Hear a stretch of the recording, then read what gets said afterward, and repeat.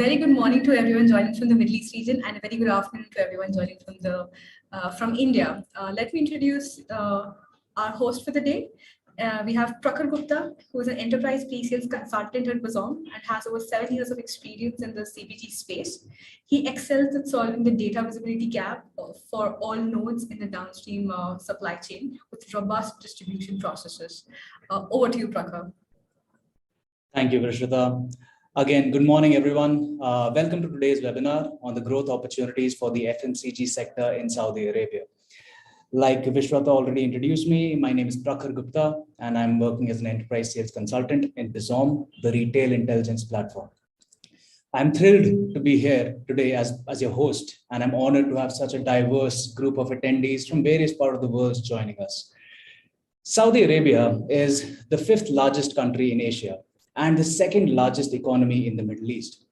With a population of over 3.6 million, like the rest of the GCC countries, Saudi Arabia also has a young and growing population and, of course, a high GDP. The country has shown extreme resilience in the face of inflationary pressures that have led to multiple FMCG categories experiencing price increases in the year of 2022. With things looking up in 2023, we will understand how the FMCG industry is reacting in today's webinar. We will discuss the current state of the industry, the growth opportunity it offers, and the challenges it presents in the FMCG business. Stay tuned as we hear from the expert in the industries who will share the experiences, insights, and tell us how the businesses can leverage these opportunities to grow and thrive in the Saudi Arabian market. I hope you find this webinar informative and engaging, and I look forward to learning and sharing ideas with all of you. Thank you again for joining us today. Our panel of speakers for today's growth session has Mr. Diogo Victoria, who is the sales director in SADAFCO Group. Diogo holds over 15 years of experience in the retail space and has been driving the dairy business for SADAFCO recently. Welcome to Bizom's webinar, Diogo. Thank you so much for joining us.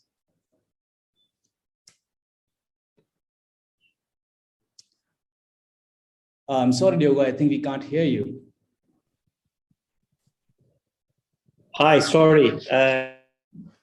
Good morning, everybody. Thank you for the invitation and to make the introductions to the webinar. Thank you.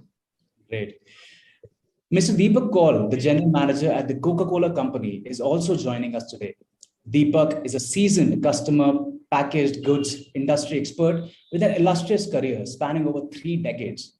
He has been driving growth for MNCs like Coca-Cola, Johnson & Johnson, Kellogg's, Nestle, and Tiffany Foods across multiple countries, including India, Malaysia, Singapore, Thailand, Indonesia, Philippines, UAE, Bahrain, Qatar, and Kuwait. Thank you, Deepak, for taking the time and joining us today. Prakhar, thank you very much for having me. It's really a pleasure to share our experience about Saudi market with all the participants in the webinar. Thank you very much once again. Great. We also have with us Mr. Kudin, the route to market digitization expert and vice president of business development at Bizom, who has been digitizing the RTM for FMCG companies in the GCC country. Welcome to today's webinar, Andre. Thank you, Prakhar. Thank you, Deepak and Diogo for joining us.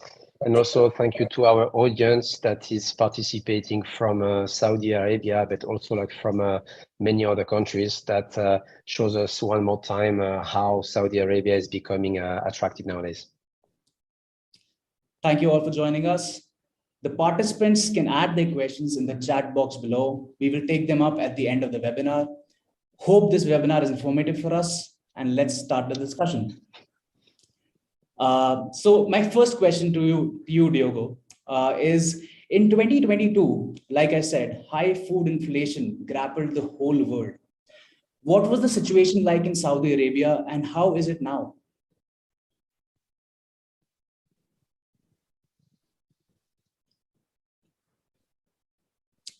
Diogo, are you with us? I think we have lost Diogo. He'll rejoin, but let me pose this question to you, Deepak. What are your views on this? How is the situation in Saudi Arabia now, and how is it compared to 2022? 2022 was a fairly challenging year for FMCG. If you split 2022 into first half and second half, the first half, the inflation was about 2.5%. But as we started going into the second half, it reached about 4.5% inflation. And a lot of FMCG companies started taking the price up. And why did this happen was primarily because as we came out of COVID, there was an upsurge in demand, but the factories had a lag impact of starting their production. So there was a gap between the supply and the demand at the same time. The inflation in Europe went up significantly. The energy crisis because of Ukraine war started hitting everybody. So there was an inflation all over, and that had an impact on Saudi because Saudi still imports a lot of goods from across the world. So anything that goes wrong outside Saudi has an impact inside Saudi. So the inflation was about 4.5%, and a lot of FMCG companies took the price up, especially the meat product companies and the dairies and the water companies. And food is about 20% of the purchasing basket of the consumer. So that had an impact. So with the result, the demand really slowed down. But as we came into 2023, the inflation has now come down to 2.5% again. But it already has a base of 4.5%, which happened last year. So the demand is now coming back gradually. I think as we get into the second half of 2023, we would see the demand increasing fairly significantly in Saudi market. Yes. So this is on the inflation side, how it happened in first half, second half, and first half of 2023. Thank you so much for that insight, Deepak. What did this have an impact on specific to the beverages market in Saudi Arabia and in all of GCC? What was your view on that? Yeah, there is, if you look at the shopping basket of the consumer, there are essential commodities that consumer buys, and then there are luxury items which are in the surround area. So whenever inflation goes up, the money is diverted more towards the essential commodities, and the surround luxury items take a beating. And that's what happened with the sparkling industry. Because of the inflation, the demand went down. So we had an adverse effect. We were growing at the category was growing at 6 to 7%. But in the second half, it came down to 2.5% kind of a growth. So there was a significant impact. And also with companies taking the price up, the water companies took the price up also. So there was a squeeze on the pocket of the consumer, and that started impacting the beverage industry, especially the juices and the sparkling industry. So there was an adverse impact. But as I said, inflation has now come down to manageable limits, and we do see and very hopeful that in the second half, the demand will come back for beverage industry. Brilliant. Thank you so much for those insights, Deepak. Great to have you back now, Diogo. Can you hear us now? Yes, I'm sorry, I was internet issue, but I think it's okay. It's all set out. During the insights that Deepak was giving us, Deepak did mention the impact of 2022 inflation on the dairy market. I would love to hear your views on this, Diogo. Okay, let me try to put this in a different angle, because I believe that it's important to understand, apart from what Deepak was saying about the impact of the inflations and on the supply point of view and the raw materials, it's very important to see as well what was the challenge that the companies, and mostly on the dairy industry, because we are on the commodity business, how these have challenging the organizations to managing this high cost increase at the raw material, and how we was managing the right price in the market in order that we can be able to managing our business. So the biggest issue here is how to you analyze the full value chain.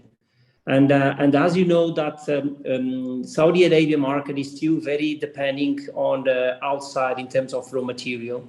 So definitely there's a key focus how procurement play strategic roles in order that we can buy our needs at the best price. And then we need to project as well our need, what is our needs in terms of demand, volume, And then we need to strategically start to negotiate with our suppliers to have the most competitive price in terms of raw material. So this is one of the points that it was critical for us as well. The other point is coming to how you can managing the whole value chain costs, because that is where we need to focus on efficiencies and optimization. Because increasing the price due to raw materials is key at the consumer price, but we need as well to understand what is the real price that consumers are willing to buy and how competitions will drive this inflation problem. So we are not alone, so we need to understand the dynamic of the market in order that we can place or work as best as we can on terms of the pricing strategy.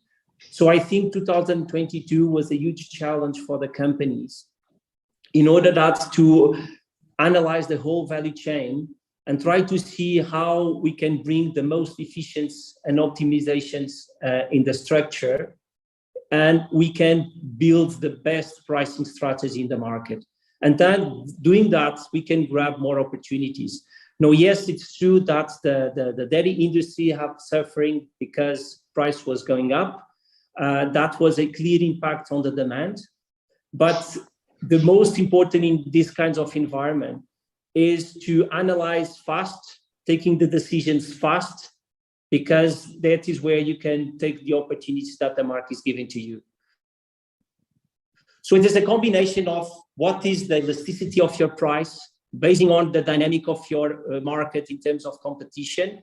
How can you manage in the best you can the value chain? So I think, for me, I think that was the biggest challenge that dairy companies are facing in 2022. Some have difficulties and have a huge impact on profitability. Others have a huge impact as well on the turnover top line and volume-wise. But it was more linked to what is the right decisions to take at the right moment. So you need to take all the inputs from the markets. You need to take as well the full understanding of the value chain to be able to drive 2022 the way we was always living in terms of the inflation. So I just want, for me, I think this is important to understand that when you face this kinds of environment and in the commodity business, it's very key to how you put the pricing as the strategy for your business. So just to give you that full scope about how it was for us important this point for 2022. And it's true that now situation is a little bit more stable. Doesn't mean that we are still managing prices or cost increase, but in the more, I can say, predictive way and a more stable way. So this allows us to project better our prices in the market, allows us as well to managing better the dynamic of the raw material costs. So I believe 2023 definitely will give us a more stability. But the companies that have focused very much on 2022 on optimizations and efficiencies, definitely they'll gain more impact on 2023. Very interesting. Thank you so much, Diogo. That was helpful. A question back to you, Deepak. Diogo talked about efficiencies and optimizations, right? And how we can have a dynamic pricing approach based in the kind of situations that we've faced in 2022. Was that something specific that Coca-Cola, where you were working as managing director, did at that time to grapple that? Oh yeah, I mean, Diogo made a very relevant point that when you have such inflationary pressures, you look for efficiencies and productivity. You look at your supply chain because that is the biggest cost element. And also you emphasize on your procurement, but that is on the supply chain side. But on the consumer side, I think every category has a magic price point around which the demand rotates. And as a marketer, your effort is, in spite of all the inflationary trends that the market has, you don't lose that magic price point. So you start rebuilding your pack and pricing architecture once again, because you don't want to pass on the inflation to the consumer. And since we operate not in the basic necessity category as a dairy would be, and we are more on the surround of the category, so you got to be very careful that you don't put inflationary pressure on the consumer. So you got to be careful in terms of downsizing your pack sizes so that you keep the magic price point. Your channel dynamics change significantly. You start looking at the channels where your cost of doing business is lower, and you start promoting those channels so that your margins are intact. So these are a couple of things that you do. You start looking for your revenue growth packs, which you start promoting more, so that you get value-added benefit, and because your P&L is already under pressure because of the supply chain issues. So efficiencies, procurement efficiencies, your pack pricing architecture, your revenue growth management, your channel selections become extremely critical. And you start looking at your marketing investments, your advertising and promotion investments that you do in the market. And you start then managing them so that you don't waste your money, and you create only events out of that. Like, I'll give you a small example. Though we had huge inflationary trends last year, but FIFA is a Coke global asset. And we knew that that touches a passion point with the consumer. So we really invested right into that event, which created a lot of halo effect around it. So you got to be very smart in choosing your marketing investment, your pricing strategy, your channel strategy. And if you can get the supply chain and the consumer side right, I think you can sail through some of these inflationary trends that come in the market. So you've got to be very careful in short term, and don't do stupid things in short term to kill your long term. So always have a long term perspective in mind. The short term, you will win, lose some battles, but as long as you're moving in the right direction for long term. So never lose your focus from what is your vision of the company and what is the direction that you're setting up for the company. And these ups and downs you should manage with your tactical strategies that you build into your business. Thank you so much, Deepak. A point to note for all of our audiences, like Diogo and Deepak both mentioned, I think efficiencies and having the right mindset when it comes to approaching the supply chain is very important. If you want to know more about how Bizom is helping organizations do that, please do reach out to us or message in the chat box. Coming back to you, Deepak, I just would like to follow up with another question. In context of Saudi Arabia, what do you think? Like, I think Diogo mentioned about the challenges that FMCG companies are facing. What do you think in context of Saudi Arabia? What are the major challenges that the FMCG companies are facing today, with the perspective not just from the seller but also from the consumer? I think one, as we already discussed, inflation has been a challenge because Saudi Arabia depends a lot on supply chain coming from outside the country, more from Europe. So anything that happens in Europe has a huge impact on inflation. And last year, Europe inflation was 23-25% based on which country you're talking. So I think inflation becomes an extremely challenging factor for being a retail company or being a consumer company. I think the other thing is the talent. I think we still are very short of talent in Saudi Arabia, and getting the right people becomes an issue here. Infrastructure is something that needs to be developed. The rentals are very high. You don't have proper warehousing facilities. So those are some of the challenges that the companies face. But if you look at the opportunities that you have, I think that is huge. I mean, a 35, 36 million population, more than half of the population is less than 30 years of age.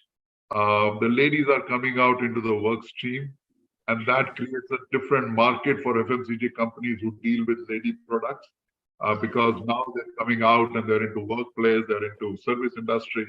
So that is another thing that is growing very fast. There is a lot of investment in infrastructure that after MBS Vision 2030, they're investing in infrastructure, and they're also trying to reduce their dependence on the oil sector. So there is a tourism focus which is coming up. So I think the opportunities are much bigger than the challenges that Saudi is offering today. And I would rather focus on the opportunities and get very excited about it because the domestic consumption is huge, the population is big, there is GDP is pretty healthy. So it's got all the ingredients and the economy is opening up. You know, there is one very peculiar thing that Saudi offers, which is religious tourism. You know, we have these two holy cities, which is Mecca and Medina. And we have the Hajj, which is a huge event that happens in this country. And Umrah, which happens for all the 12 months. You know, this year we are expecting 4 to 5 million tourists, which will perform these Umrah and Hajj. And the vision is by 2030, this population will grow to 30 million of the visitors alone.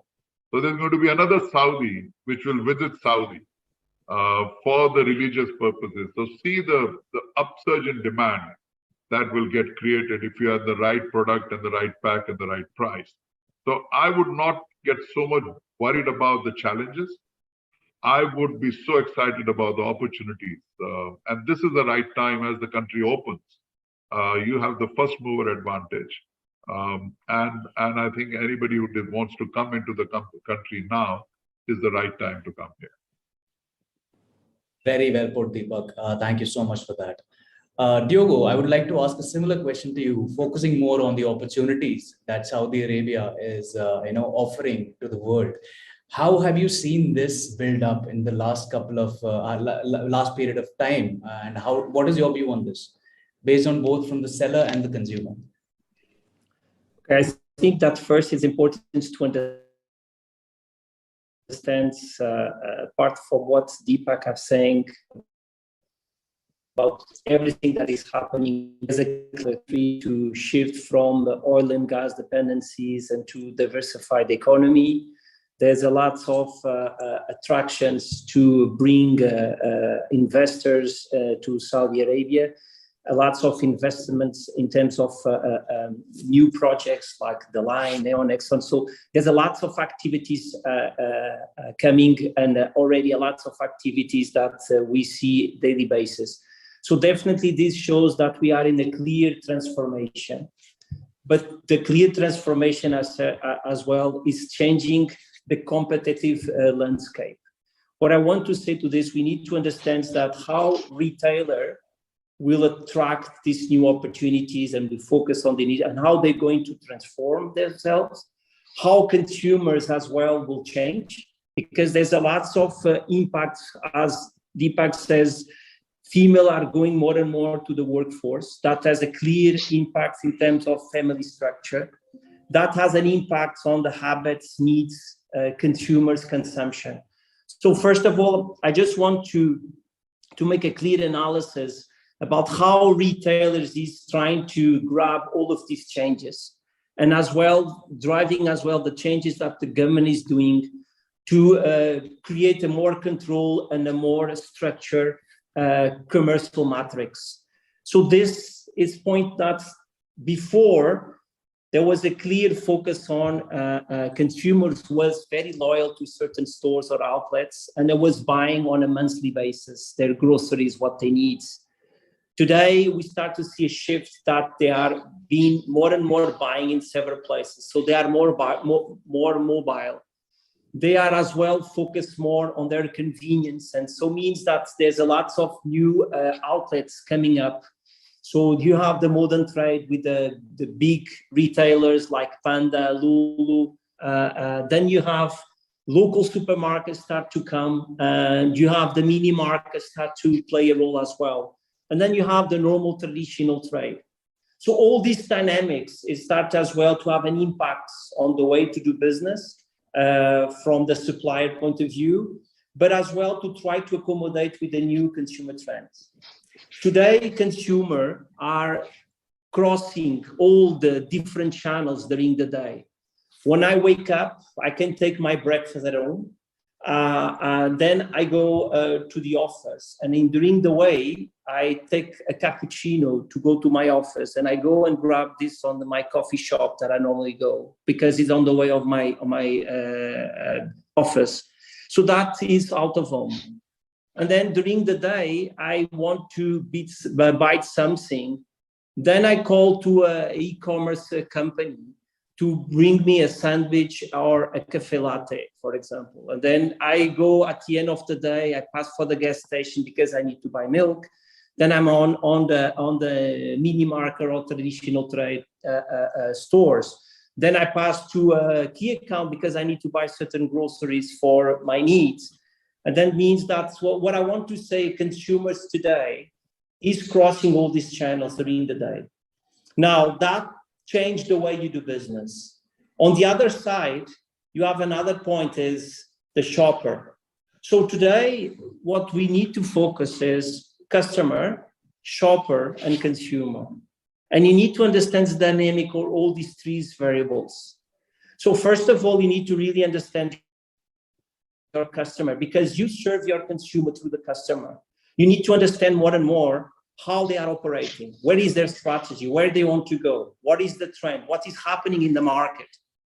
And then you need to serve the best you can. Then after that, you need to understand the shopper, where the shopper, when it goes to a traditional trade, is not the same than it goes to a key account on a modern trade channel, or it goes to an out of home. So you need to understand where your products portfolio feed all this process. At the same time, what your consumer wants. Consumer are more and more focused on convenience.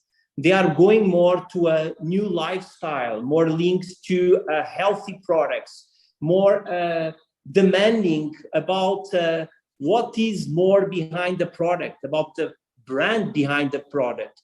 So that means focus on sustainability, environment. So all these kind of things, the brands and the products needs to start answer.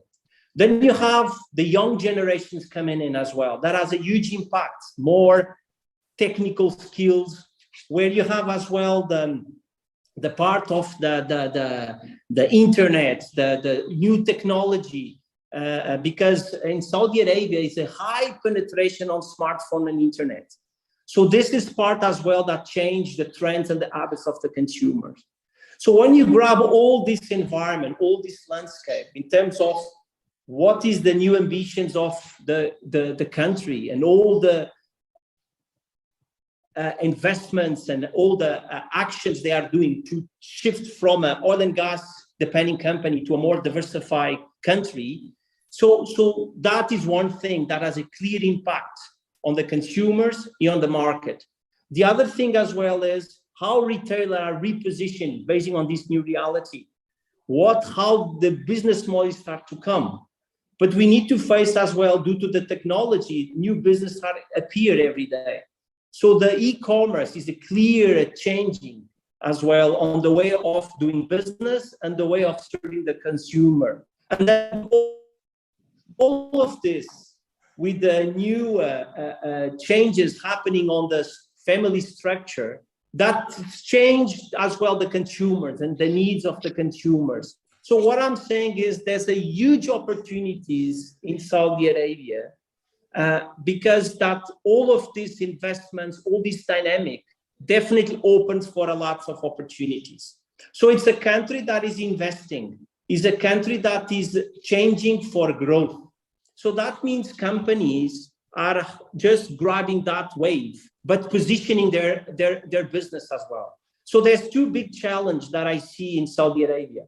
One, how you grab the speed of the country and taking as much advantage in terms of opportunities that the landscape is giving to you.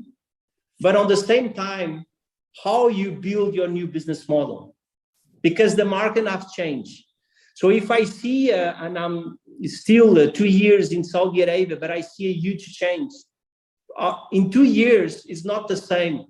So the point that the companies are thinking to doing business on the normal way, then this could be a mistake. Because what was in the past, as they call the gold times, It was margins was more or less okay and stable. It was easy to managing the profitability and sustainability and the growth of the business. The trend and the demand was there. So it was easy, or it was more easy. Now you fight for your market share. Now you fight to grab the consumers. You fight to bring the right opportunities. But at the same time, you need to prepare your organization, because you are changing your business model, because you need to change your business model if you really want to grab the opportunities of Saudi Arabia. So that brings that how you build the new capabilities for the future. What should be the new organization? So all this question needs to come now. But the more important is, what is the right business model taking the new competitive landscape? And this is where you integrate technology, because you are very focused on cost efficiencies, optimization, focus to drive the best customer experience, understanding more and more the customers, driving the best service to the customer, assure your product is at the shelf every time the consumer wants to take your product. But at the same time, how you bring the consumer experience, how you attract your consumers to your products. What products do you need to have? This is bring and come with the innovation. The innovation will play a role in the future, because consumers are changing very fast and they are more demanding. They are more skilled and more demanding.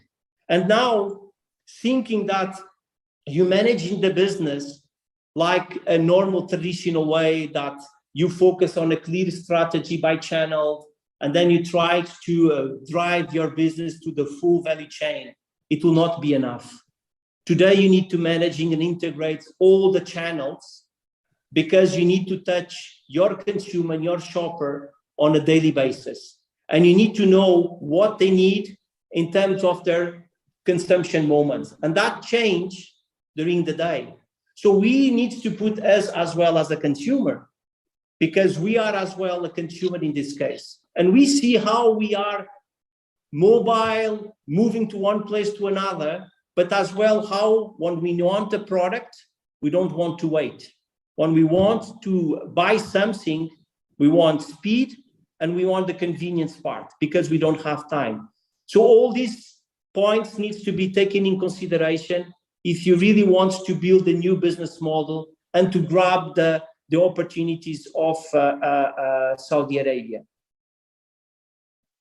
Brilliantly put. I think it was a very in-depth observation, Diogo. I think it's very, very safe to say that it's very important to understand the consumer as much as possible before you make any business model. Thank you so much for that. Andre, would you like anything to add on this point? Yeah, absolutely. So I believe that Diogo and Deepak shared very important insight that is coming from their years and years and experience in the FMCG industry and in Saudi Arabia.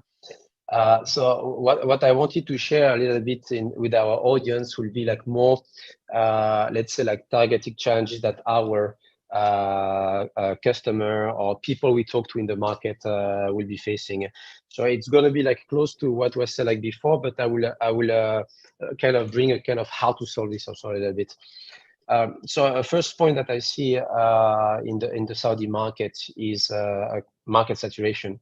So the country has a well-established retail market with a range of local international brands that, as Diogo said, they are fighting for market share.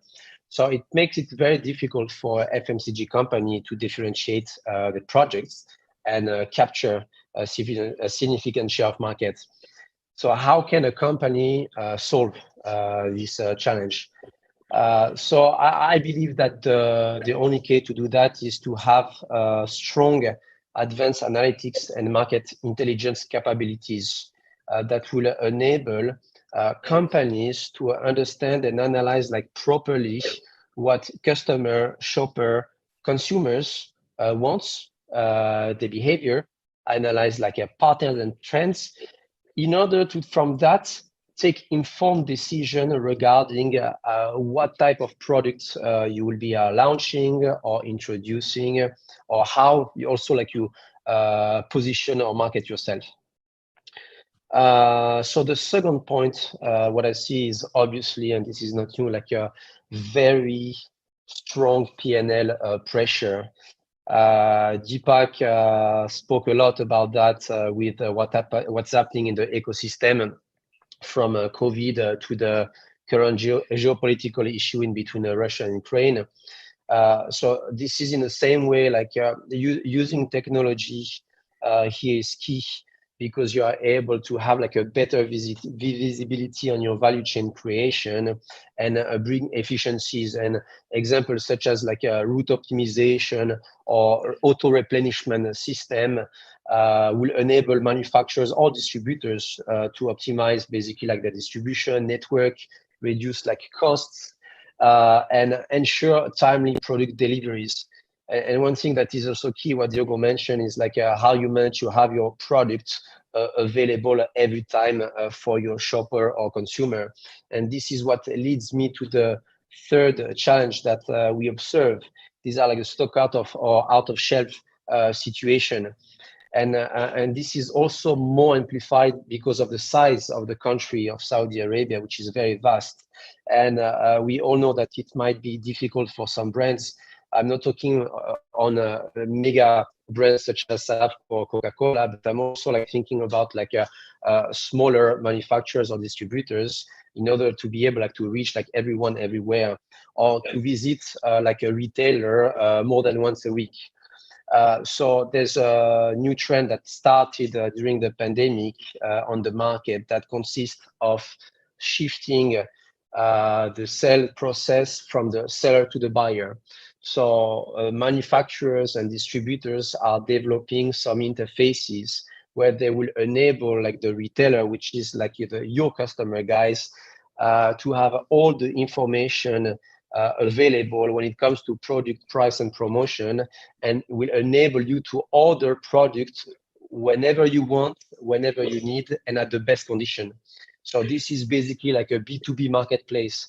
In other words, doing like what a consumer will buy on e-commerce. So allowing me, your client, which is B2B, to do the same with the manufacturer or distributors like itself. And I will finish by a last point, and this is more in terms of infrastructure when it comes to manufacturers, distributors, and more on the IT standpoint. So I have seen on the field that a lot of companies are using too many suppliers in order like to cover different like use cases that most of the time leads to unnecessary investments, or a TCO that would be like higher if they simplify their architectures. And the biggest challenge is leading to inefficient flow of data. So I was discussing with another client like the other day, and he was telling me like, Andre, you know that different stakeholders have different information at different times. So there will be like a lag of up to 24 hours in between, for example, the information that is available to the sales to the information that will be available to the finance department. And this is something that is very critical. And when we are discussing about like high volumes of sales or production, it can have like a massive impact on the company itself. Thank you so much for that, Andre. Adding to that a little bit, Deepak, I would like to ask you, even though Coca-Cola is present everywhere, right? Wherever you see when you talk soda, you think of Coca-Cola. So I would like to understand from you, how much of this was already true for Coca-Cola, what Diogo and Andre said about trying to change our approach based on how our consumers are evolving. And secondly, would like to understand from you, how much of that change is driven by technology today? Listen, just to add of the conversation that's been happening for the last 15 minutes, we need to be slightly more sensitive to the Saudi population. The consumer is, if I define the consumer, is split into three segments. There is a segment who wants to ride the wave of change. There's a bigger segment which is waiting and watching. And there is a segment who doesn't want to change. So for any company to be successful, you got to be very, very sensitive to the local culture. You got to be very sensitive to the local touch points and the passion points of your consumer. So you can't bring a model from outside and thrust that on a country like Saudi Arabia, which has a very strong culture and value system. So you got to be extremely careful. What is the speed at which you want to bring the change in this country? Because population is very new to this change. There's still a wait and watch kind of a culture that they are going through right now. So that is just one point that I wanted to leave on the table. If I get your question right, Prakhar, you're saying that what is the role of technology that I see with Coca-Cola vis-a-vis Saudi Arabia? Yes, and also about what. See, the question, the whole theme of the last conversation was times they are changing, right? Like Bob Dylan said. So I wanted to understand, has that had a big impact on the strategy, the tech strategy for Coca-Cola? And yes, the question that you said, how is technology impacting the whole change? Oh, yeah. I mean, it goes without saying. I mean, listen, when you have 60% of the population or 55% of the population less than 30 years of age, when you have a 85 to 90% mobile penetration and internet penetration, I think an average youth in Saudi spends much more time online on the gaming and other aspects than a youth spends that in Europe. So technology is the in thing. I mean, technology not only from the point of view of managing your supply chain, but the way you reach a consumer through the internet, through digital marketing, all the platforms are changing. The new generation does not watch TV, they're always online. So the way you promote, the way you connect, the way you send message to them, and the way you collect the response for every campaign that you do has changed significantly. And come to route to market, the way you go to the market today, as we've been discussing, that cost of distribution is increasing. So e-commerce becomes an extremely critical leg of your future expansion.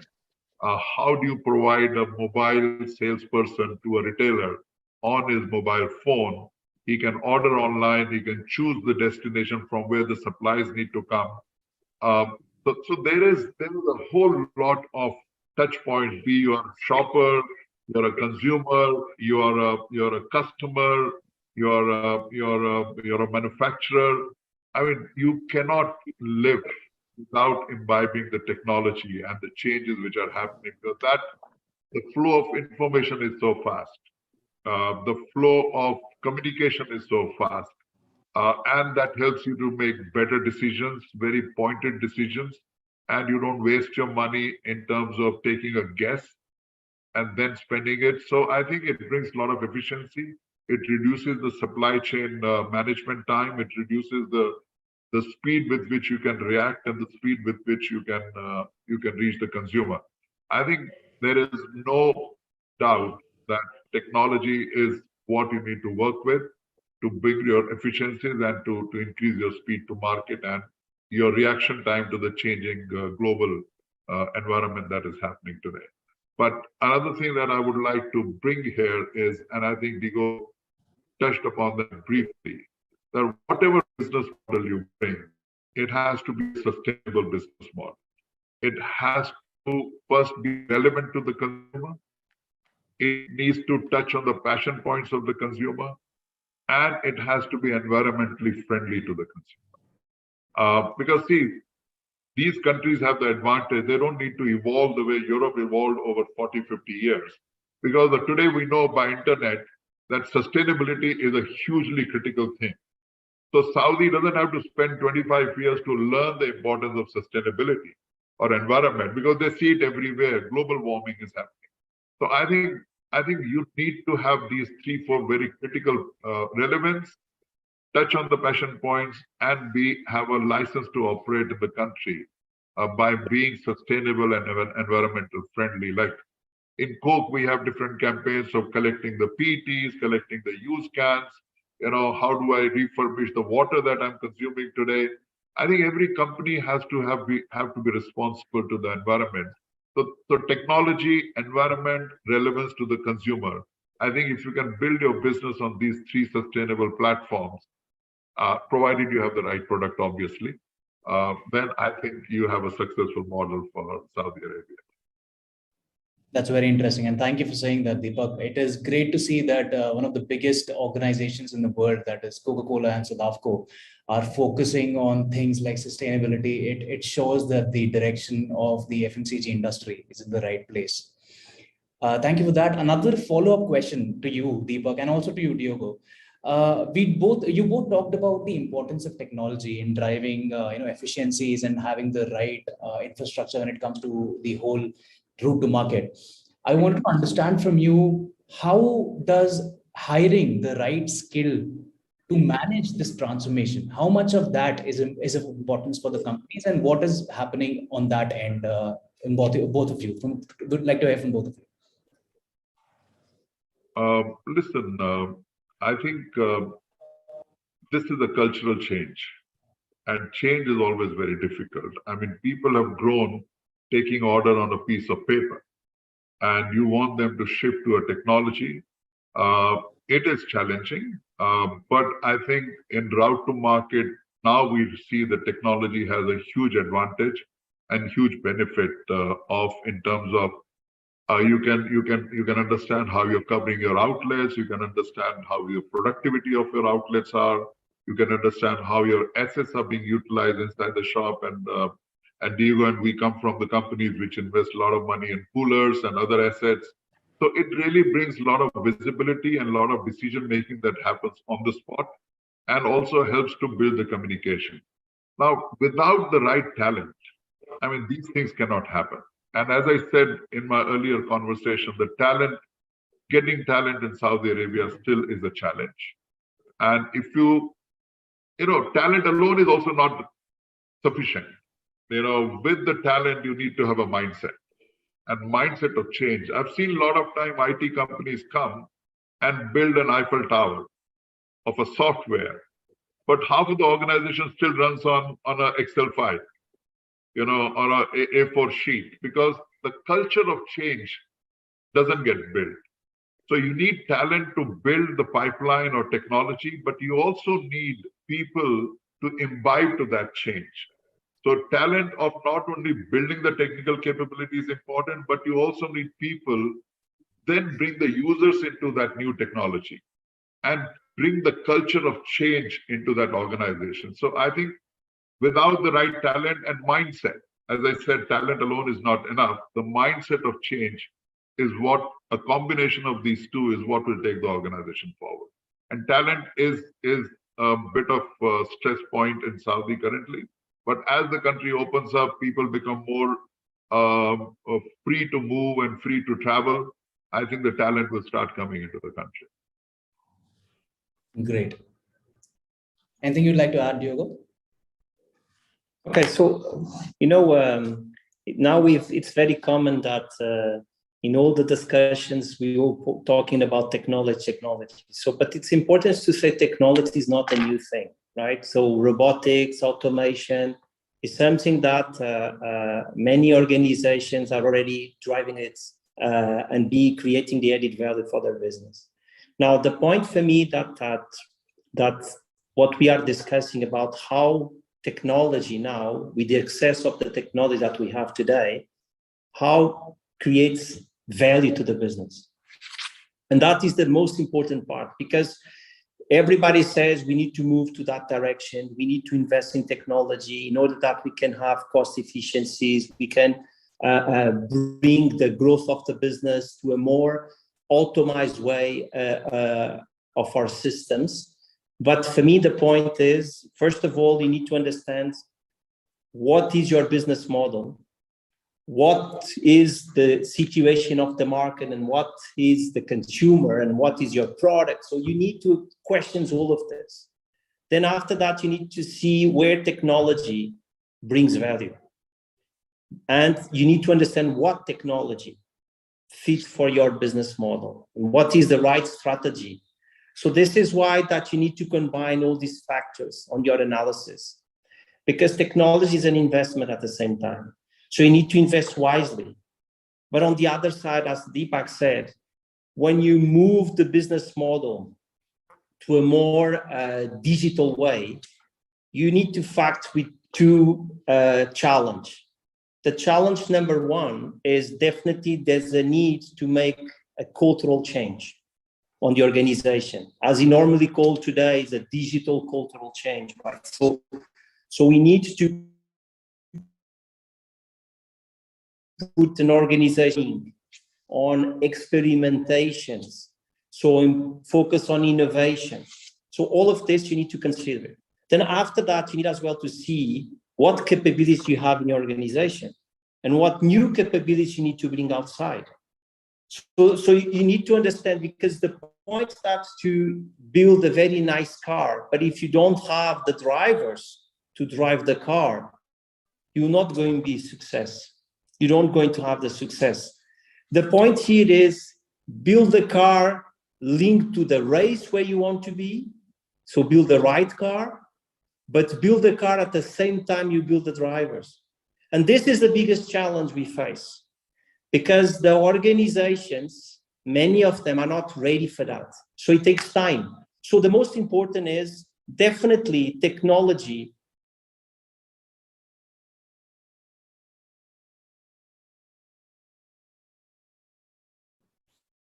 I think we have lost Diogo due to some technical difficulty. But I think we are all, singing on the same tune that unless and until we have the driver ready, the car is useless, right? I understand that, and I think that is something that we really, we believe in Bizom that change management is one of the biggest levers of growth. So to know more about how we're helping our clients, manage change management, please reach out to us.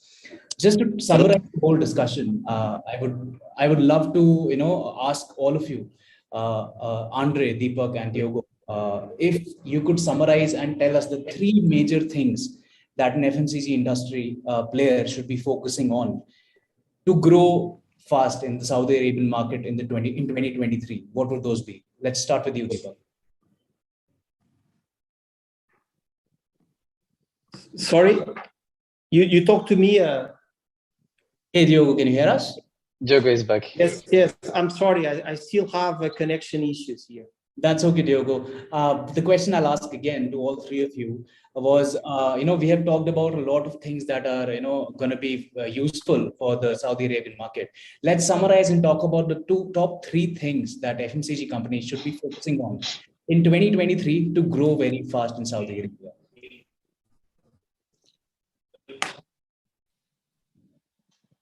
Let's start with you, Deepak, if you can hear us. Yes, I can hear you. For me, the couple of things that we need to be keep in mind for any FMCG company to grow here. First is you need to be relevant to the consumer. The consumers should see that you're offering a benefit, and that is the benefit that the consumer is looking for. So relevance to the consumer becomes extremely critical. That is number one. Second is you should be able to sustain your business over a longer period of time, because the competition is heating up. So you should have a long-term vision of coming into Saudi, because it's going to take time for you to win in this market. So have a patience, have relevance. So first is relevance, which is extremely critical. Second is have a business model which is sustainable on a long-term basis. And third is take care of the environment and have a social license to operate in this country. So if you are able to handle these three things, being relevant and have a social license to operate in this company and have a long-term sustainable business model, I think this country offers huge potential, and this company is opening up. And anybody who comes here, I'll give you a personal example. Before I came to Saudi, my perception about Saudi was very different. But now I've been here for 2.5 years. My perception has changed significantly. And perception is another battle that Saudi will have to fight for a long time to change that in the minds of the people. So I'm just digressing from those 3 points that you asked from an FMCG point of view. But I think the challenge the country will have is how to change its perception in the mind of the people outside Saudi to come to Saudi. And I think a lot of work is happening in that direction. And we see a lot of visibility of Saudi and Saudi tourism in different global events. And that is the way they're going through the image change to attract more and more people and investors to the country. So the first 3 points that comes to my mind. Thank you, Deepak. And it is true what they say, see it to believe it. I think it holds very true for Saudi too. Diogo, would you like to mention your top 3 things that FMCG companies should focus on to grow in Saudi Arabia? So for me, one point is understand your consumer.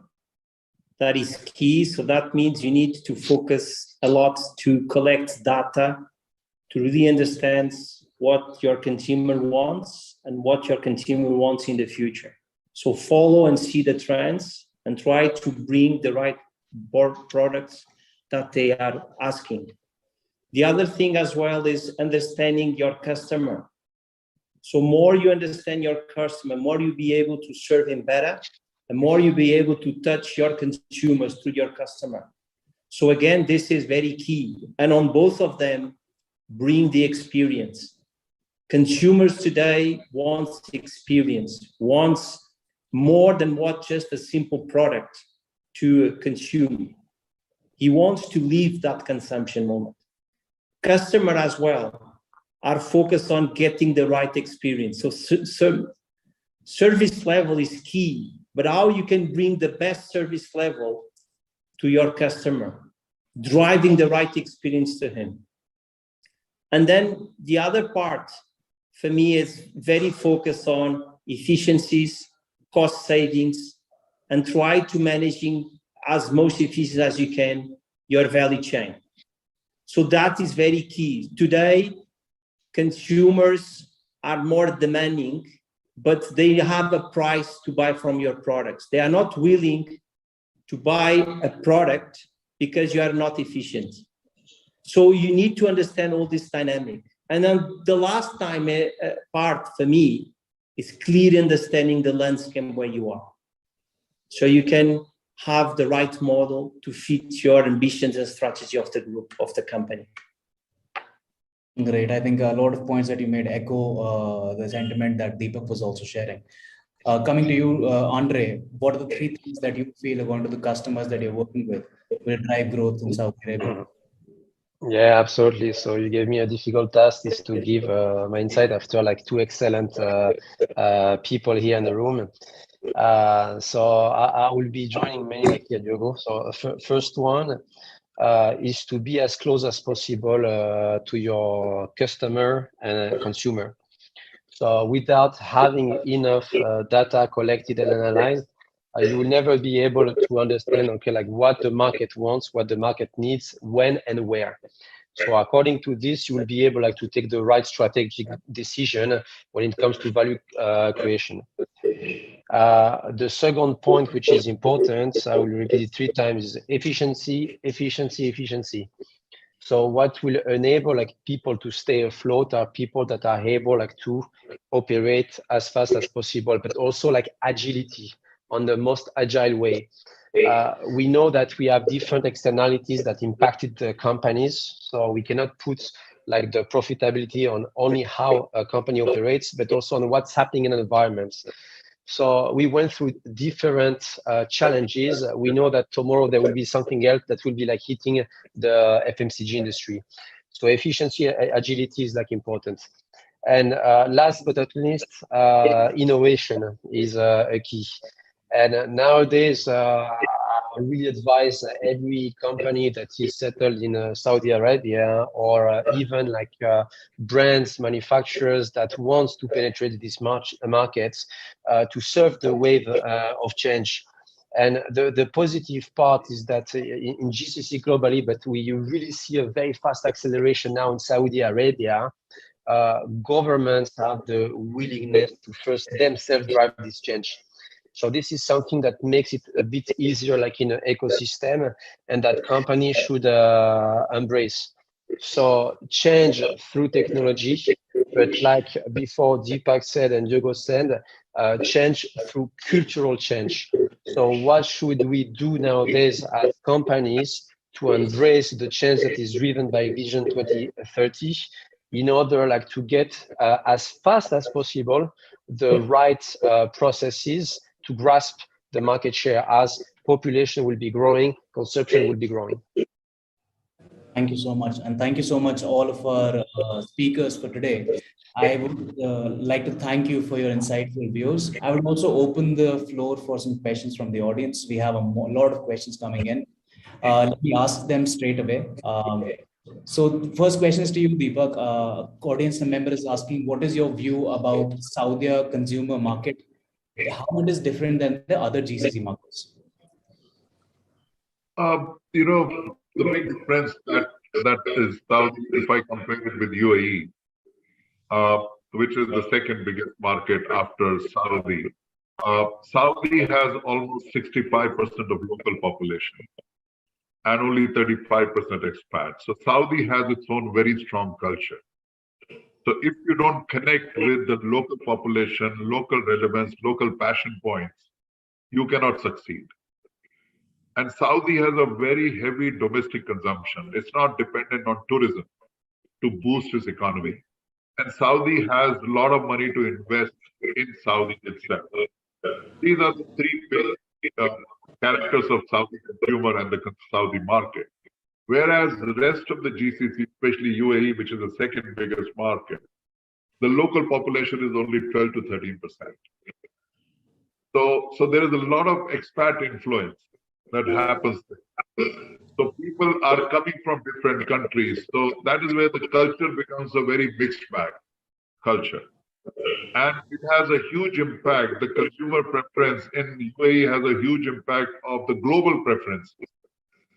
Whereas in Saudi, the consumer preference is derived by the local preferences. So I think that's a big difference in the consumer mix and the consumer habits that you find in other countries versus in Saudi Arabia.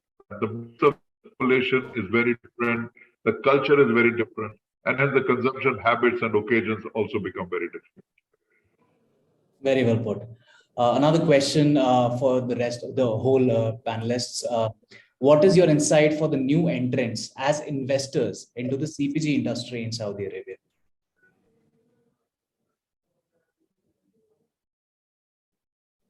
Anyone has any interest in that? To whom is, you are driving these questions to all of us, but who starts? Anybody who wants to, Diogo, anybody who wants to. No, Deepak, if you want to, I'm willing to follow you out. Just say the question again, please. The question states, Deepak, that what are your insights for new entrants as investors into the CPG industry in Saudi Arabia? Oh, so you're talking from an investor's point of view? Correct. I think as a new entrant in CPG industry, you need to first see, as we've been talking, what is the relevance of that product that you're going to invest in for a Saudi consumer, and whether that product has the possibility of evolving as the consumer taste changes in future. So that is one starting point. That what is it that you're trying to sell in the country, and how relevant is that to the local consumer? Second is, how quick is the scalability of that idea? Is that an idea which will take a lot of time to gather scale, or is that an idea that can gather scale very quickly? Which means an idea could be led by an e-commerce platform, okay, and can get attrition very fast in the country. So first is the relevance of that product and whether that product meets the future consumer demand, and is it in sync with where the consumer is going, and how quickly that idea can be scaled. And you need to invest in a model which has very low entry barriers, which means you shouldn't be spending a lot of money on infrastructure, manufacturing capabilities. but you should be spending a lot of money on technology-led sales and distribution so that your cost of entry does not become too big. So relevance, scalability, and use technology as a platform to the consumer, I think, are some of the guidelines that I will tell any investor before they invest in any CPG in this country. Thank you. Diogo, would you like to follow? So for me, just to complement what Deepak is saying, I think apart from all the points Deepak says is as well understanding your competition. So you need to see exactly what is your differentiate factor, but understand because market is very aggressive and the competition is very aggressive as well. So you need to understand that part because you're going to invest. You need to understand how you're going to invest. But then after you start small, but you need to bring the scale in order that you justify your investments. So you need as well to understand how your competition will react, how it will be the impact of your entries in the market. So you need to take all of this in consideration. So yes, a differentiation factor, a clear understanding of the landscape where you are. And on the other side, it's very important to understand how you're going to invest. Because if you don't know exactly what business model you want to bring and what types of investments you required, then you can risk to be in a situation that it's a no return point and you can lose a lot of money. The new investor, they need to understand, is a very aggressive market in a transformations process. So that means enters in this new dynamic for the new coming is very high. But the people that are driving the business here today, they are as well building the business to build barriers as well for the new comings. So you need to face that one as well. So and the other part for me is really understand the culture and the consumer. If you don't do this, you can make mistakes in the process. And if you are on investment mode, then you can have a problem of the return of your investment. All right. Thank you so much. Another question specific to you, Deepak. A person has asked, despite of inflation last year and the improvements this year, you had said that CPG companies are growing in terms of volumes. But in highly competitive markets and beverage companies like yours, how do you manage margins and how does digitization help you to grab that sustainable growth? See, margins, as Diogo mentioned and Andre mentioned, and we've been talking about it, there are two elements of your business. One is the cost center, the second is the revenue center. I think you need to source efficiently, you need to be very productive and efficient in your supply chain management, because that's where your huge investment in plants exists. So how do you drive the throughput from your plants so that your depreciation that gets allocated per case is reduced? So get very efficient with your supply chain. I think so buy source from different segments globally so that whatever raw materials you get them at a cheaper rate. So that is on the efficiencies and productivity on the supply chain side. I think on the sales side, again, as I said, push your revenue packs, which give you a higher margin. Reduce your RTM cost of going to the consumer. Use technology as an alternate source of distribution, where you don't need manpower, you don't need vehicles and cars to go and connect with the customer. So I think if you focus on RGM, if you focus on technology and use that to drive your distribution and get more efficient with your supply chain, I think those are the 3-4 key elements. Well, there are a lot of things that you need to do, but from a 35,000 feet, if I have to say something, these are the 3 critical businesses. And make sure that your advertising and promotion money that you spend on the right channel, on the right pack, and targeting the right consumer and targeting the right customer. So these are the 3-4 areas. If you're able to manage these, you should be able to sail through the inflationary trends that we had in 2022. Thank you for that, Deepak. Question to you, Diogo. The question talks about how you're building strategies for equipping farmers with the necessary digital tools and knowledge. How are you building their capabilities to ensure not only optimum yield and quality, but also resource efficient and sustainable farming? I think that I need to explain a little bit our business model, because we are not working directly with the farmers. So in terms of, I think the question is more linked how milk collections here play a role on the supply chain, and how this can bring value to the business. So for me, let me try to put this in a different way to see if I can answer the question.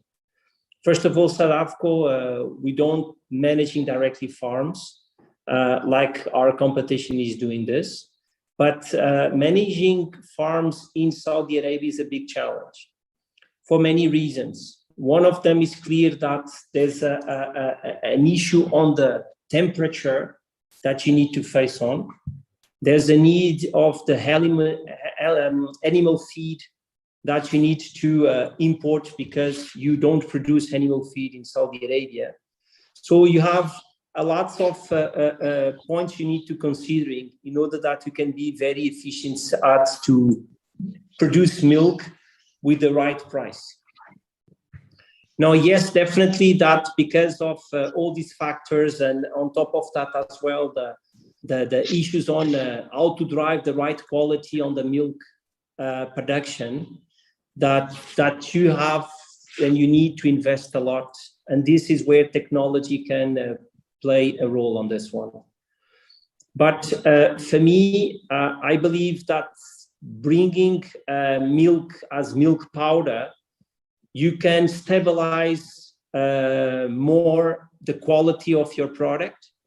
You know exactly what you are buying, and you minimize the complexity to managing a farm, because at the end of the day, you focus on your consumer. So if you buy well, and if you buy with the parameters that you focus on in terms of quality is not negotiable, and then you stabilize your standards in order that you can produce according to your demands, and having the right stocks based on your projections, then you can bring the right efficiencies on the value chain. And that is why you allowed it to having more flexibility on the product that is it's a commodity. So you don't question quality, and this is one of the key points of SADAFCO, but you be able to managing better your supply chain, mostly on the raw material, because you control more the dynamic of the milk production.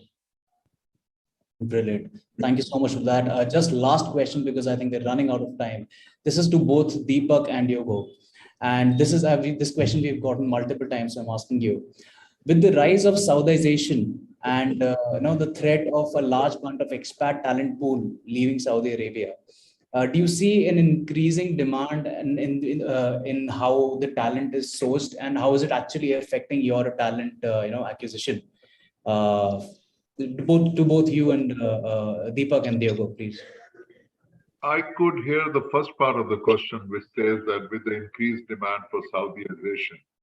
What was the second part of the question? So the question is that because of the increased rise in Saudization, people are seeing that a lot of expat talent pool is leaving the economy. So how is that being handled, and is that affecting your talent acquisition as well? Listen, we are in Saudi Arabia, and the country belongs to the people of Saudi Arabia. So I think Saudization is a very inherent part of this country, because we are the visitors here. Saudis are not the visitors here.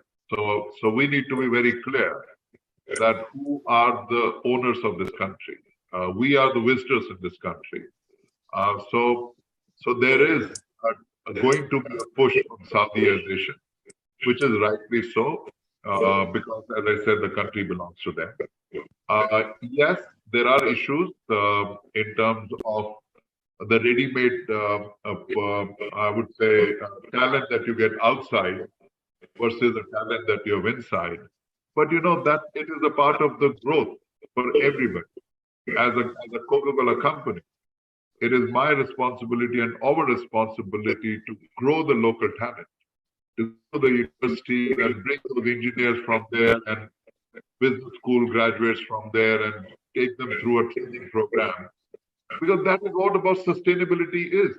You cannot keep on borrowing talent from outside to grow the country, the local talent. And when the population is 35 million and half of them are below 30 and want to work, so I think that is a given phenomena that's going to happen, and companies better get used to that. Now, what you do is you also bring in technology at the same time.